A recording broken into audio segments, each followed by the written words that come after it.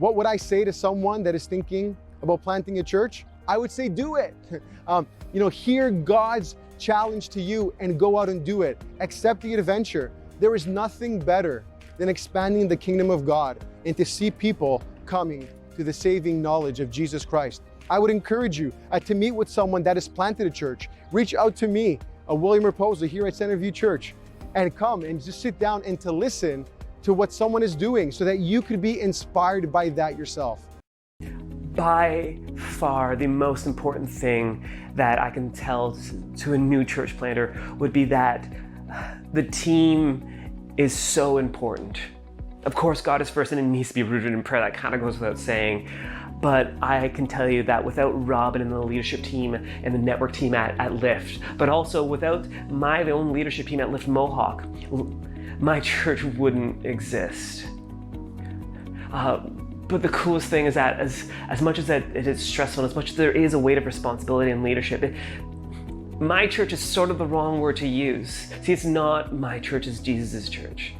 And so during all the hard times and the times when I put all the weight on me, the times that I'm scared to move forward, I can rest easy and peacefully knowing that, no, this is Jesus' church and Jesus' name needs to be proclaimed on that campus. So if you're thinking about planting a church, I would encourage you. It can seem scary, it can seem overwhelming, but if we go back to the basics, it's just about raising disciples that make disciples. The basics of evangelism. Let's make sure we keep communicating the gospel of Jesus Christ at the center of what we do.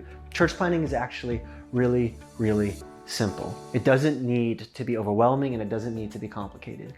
It's a great adventure. It's an opportunity for you to lean on God in a new way, recognizing that it's only through His power and His grace that this thing could possibly be pulled off. And it gives you an opportunity to reach new people that you may not have been able to reach before.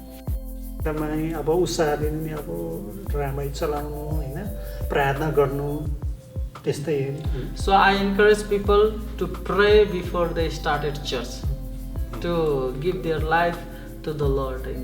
First of all, you have to give your life to the Lord, and after that you will give your life to people.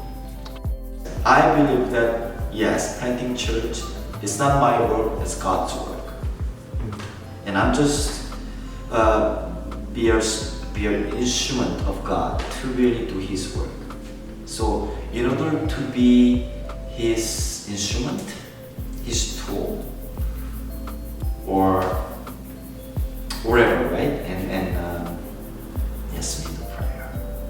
I think that's the most important thing. It's good being connected with God truly and being led by the Holy Spirit. No, God is faithful. Because only God can open doors, no one can. So I just encourage people please love God from your heart. Love God and just stay in His promise and pray to the Lord and focus on your vision, and God is there for you. You can't do church planting alone. That is really difficult. And so our advice is that they must first of all connect with other churches who can actually give some kind of wisdom and guidance and how to go about things from the initial stages. And then also they must aim at trying to leave a legacy to the generations to come. And then they must also be people of the word and of the prayer and of fasting. The first thing is, I would say it's good to have plans, so plan well. I think